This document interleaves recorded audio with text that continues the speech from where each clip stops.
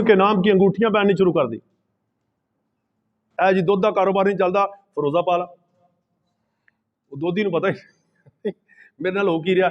मेरी गुफ्तगू लिखें, मैं जितने वाकया पेश कर रहा हूं जो सही किताबों से, 1 घंटे की गुफ्तगू में मेरे टोटल वाकया लिखें। लिखने के बाद जो बड़ा मौलवी कोई 50,000 कोई लाख कोई 2 लाख लेने वाला, उसकी गुफ्तगू के भी वाकयात लिखें और आपको पता चले शहादत हुसैन पाक क्या है, मैसेज हुसैन पाक क्या है।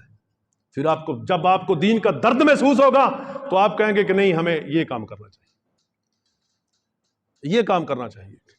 अच्छा, मैं क्या अर्ज कर रहा था, द्रूशी पढ़ो।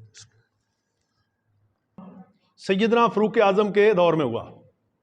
अब वाकया टाइम कम में मैं ये वाकया इतना लंबा बन जाता है। मैंने अभी जो यजीद ने के दौर में मदीना पाक पे हमला हुआ वो भी अर्ज करना है ताकि तुहाडियां अखां खुल जान।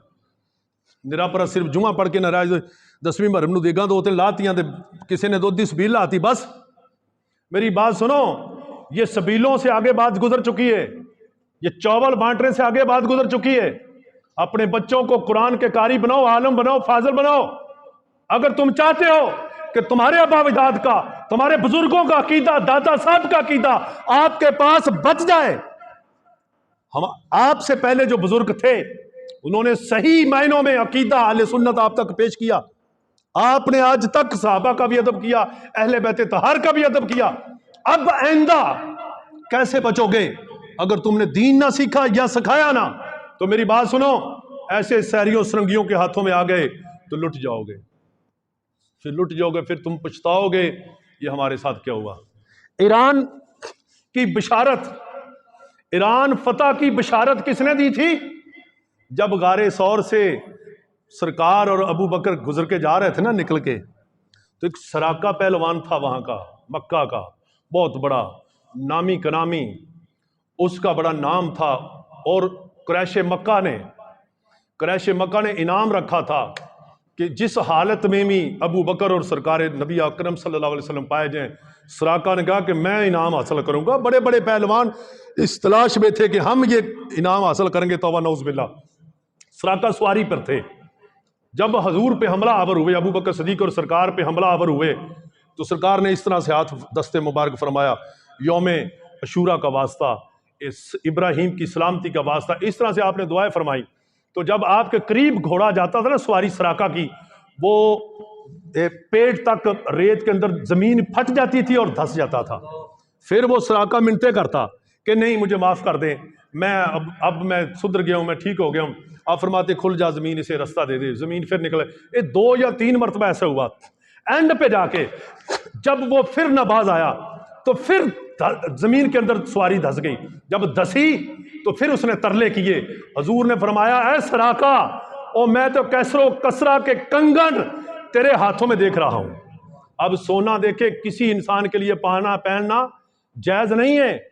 और हजूर ने उस वक्त हिजरत मक्का मदीना पे फरमाया कि ऐ सराका, मैं तेरे हाथों में वो ईरान के बादशाह के वो कंगन सोने के बड़े मशहूर थे, वो तेरे हाथों में देख रहा हूं।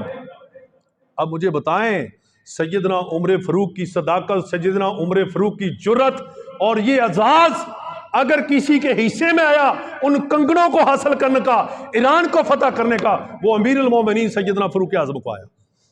अब सैयदना फरूक आजम रजी अल्लाह तआला का दौरे खिलाफत आया, ये ईरान, ये इराक वगैरह, ये सब आपने फतह किए। जब फतह किए तो वो जो था ना, और नौशेरवा का उनका महल, उससे जो कंगन मिले, माले गनीमत मिली, बीबियां कुछ मिली, उनके निकाह एक का हजरत इमाम हुसैन के साथ कराया, एक का गलबन इमाम कासम या हजरत अबू बकर सदीक के बेटे के साथ कराया। यानी दो बहनें थी, ये जो सैयदा शहरबानो और इसकी हमशीरा दूसरी, उनका नाम मुझे अब याद नहीं है, ठीक है। ये इनके निकाह किसने करवाए? सैयदना उमर ने। ईरान को फतह किसने किया? सैयदना उमर ने। और वो ईरान को फतह करके सबसे कीमती इज्जत वाली जो शान वाली बीबी थी, उसका निकाह किसके साथ कराया? इमाम हुसैन पाक से। और हुसैन पाक की उस बीबी के बदन से ही इमाम ज़ैनुल आबिदीन पैदा हुए। तो ये सदात जिनके बाप के निकाह में बराती थे, रिश्ता मांगने वाले, रिश्ता कराने वाले थे, और इनके बाप सैयदना इमाम हुसैन पाक का रिश्ता भी करने और निकाह पढ़ाने वाले भी सैयदना फारूक आज़म रज़ी अल्लाह तआला। अच्छा, एक मौला पाक